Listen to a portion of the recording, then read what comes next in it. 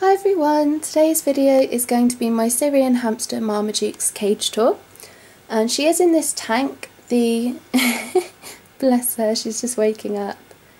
The dimensions will be in the description bar, as it will be with probably all of my cage tours, because I get people asking all the time. So I don't know them off by heart, but I know that it's over the minimum. The minimum size of floor space for any hamster, regardless if they're Syrian or dwarf, is 360 square inches, and that's the US minimum. I think the UK minimum is 500 and something, but this does meet the minimum recommended size, although I am hoping to upgrade her soon.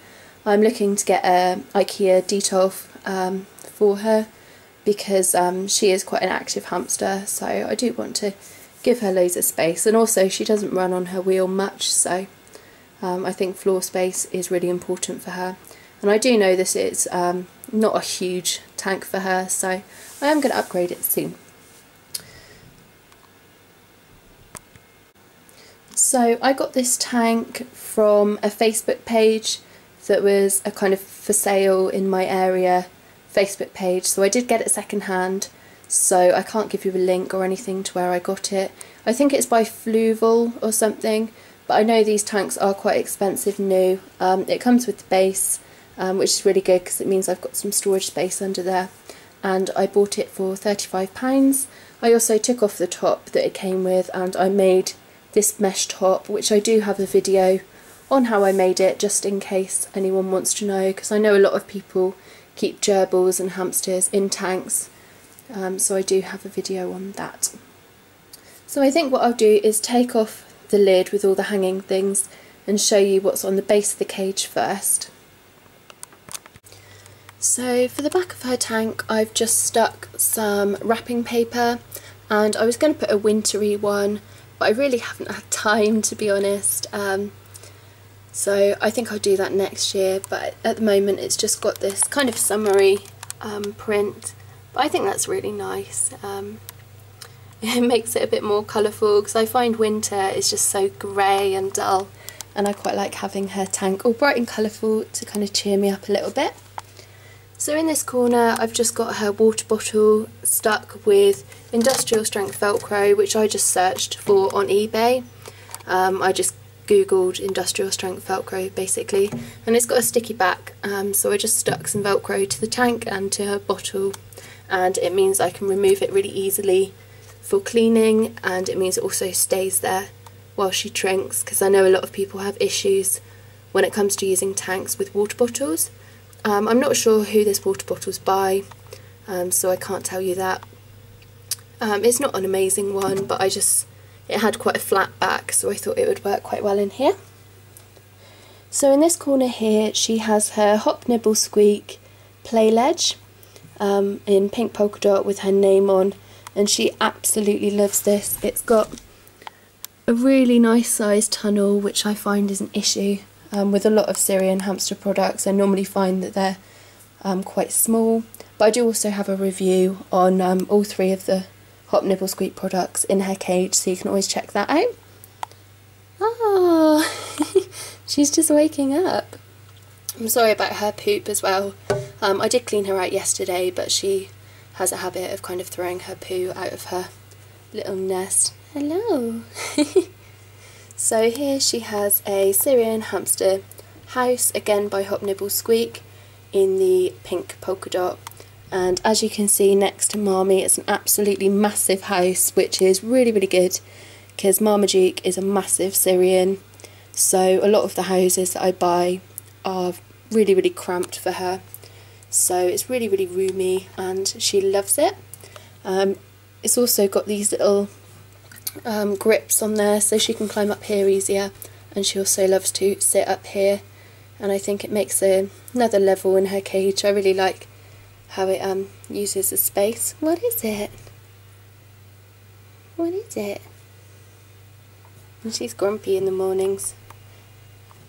And then here she has her Fair Pass food bowl, and I have a video on her food mix that I make for her. I make it out of quite a few commercial brands mixed together, and then I just pick out certain bits which aren't the healthiest and stuff like that. So I've got a video on that, and she's just kicked her bedding in it. And then here she has the 12-inch silent spinner, and I got a lot of comments about the wheel. I know it's massive, that's why I bought it. It is intended, I think, for rats and chinchillas and things, so it is a really big size, but the traditional 8-inch wheels I don't feel are big enough for Marmaduke, because she is a really big hamster.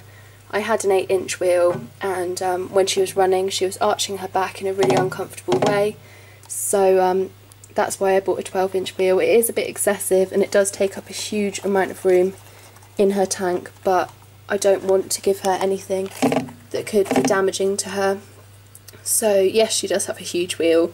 I'm looking into getting the Rodent Wheel Senior, which I think is 11 inches, but it would be not as big that way, which I'm looking into, but again it's quite a lot of money and it's not something that's essential. She does have a wheel now, so there's other pet things I need to get first really, but I am definitely looking into getting that because this does take up a lot of room.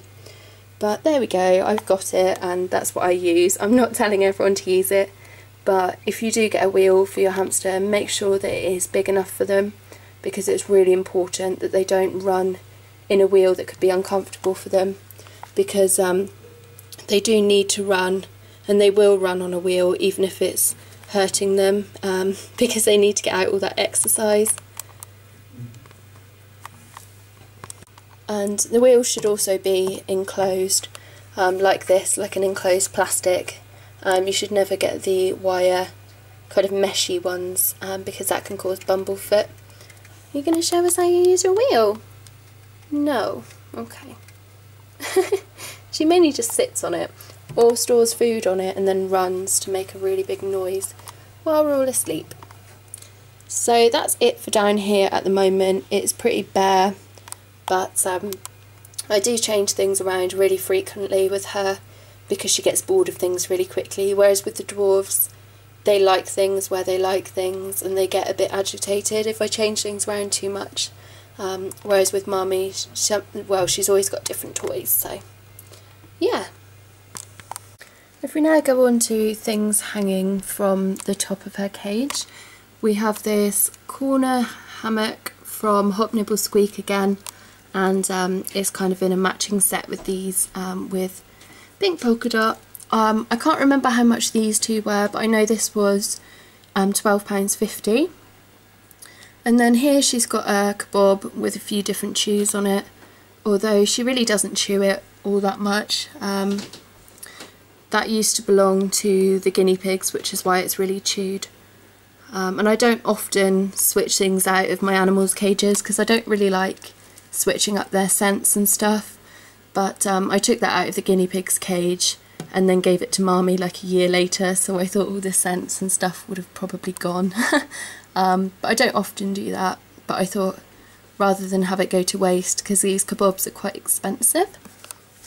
And then here I have a hanging toy which is made mostly from a Zooplus hanging, I think it was a bird toy, and then from this I've tied on loads of other different chews with sisal string, or no, I can't remember what string it is actually, but it was a hamster safe string anyway, and I've just tied on some different chews. That's a Dinner Delight chew and a Cuban nut.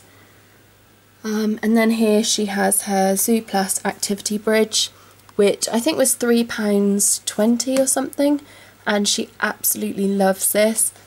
She's always climbing up on it, and now she likes to climb up from that onto that, and then normally jump across onto there and then climb up in there. So I really like that she's got loads of hanging things because I think it makes use of the space. So she does keep chewing through the string, but I just tie it back together again, and she absolutely loves that. So I think that's pretty much everything. She doesn't have many chews lying around or anything, but that's because she really doesn't chew them. I used to give her loads of different chews just on the floor, but she always completely ignores them, no matter what kind of chew it is or how often I switch it out. She's just really not interested. So that's pretty much it, and I hope you enjoyed. I know it's not very exciting at the moment, but I am hoping to upgrade her, like I said earlier, and all the dimensions will be in the description. And I'm sorry Marmy's being really boring as well. I filmed it because I thought she was waking up, but she's decided to go back to bed. So thanks for watching anyway, and I'll see you soon. Bye!